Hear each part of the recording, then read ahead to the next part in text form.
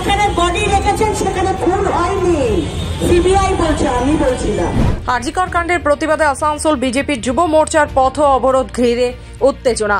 সোমবার আসানসোলে কর্পোরেশন মোড়ে বিজেপি যুব মোর্চার নেতৃত্বে পথ অবরোধ করে। এদিন উপস্থিত ছিলেন আসানসোল দক্ষিণের বিজেপি বিধায়ক অগ্নিমিত্রা পাল। টায়ার জ্বালিয়ে পথ অবরোধ করা হয়। খবর পেয়ে ঘটনাস্থলে পৌঁছায় আসানসোল দক্ষিণ থানার পুলিশ। 30 মিনিট পথ অবরোধ চলার পর অবরোধ তুলে নেয় তারা। অবরোধ ওঠার পর পুলিশের সঙ্গে বচসায় জড়িয়ে পড়েন বিজেপি বিধায়ক অগ্নিমিত্রা পাল।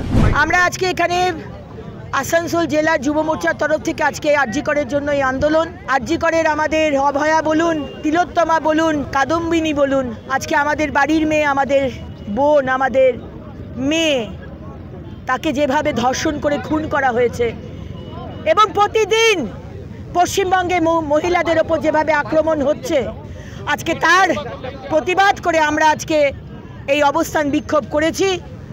আমরা আমাদের প্রতিবাদ জানিয়েছি এবং আমাদের এবং পশ্চিমবঙ্গের মানুষের একটাই দাবি, মুখ্যমন্ত্রী মমতা বন্দ্যোপাধ্যায়, পুলিশ মন্ত্রী মমতা বন্দ্যোপাধ্যায়, স্বাস্থ্যমন্ত্রী মমতা বন্দ্যোপাধ্যায়, স্বরাষ্ট্রমন্ত্রী মমতা বন্দ্যোপাধ্যায়কে এই দায় নিয়ে, এই যে দায়, এই অভয়ার মৃত্যুর দায় নিয়ে পদত্যাগ করতে হবে।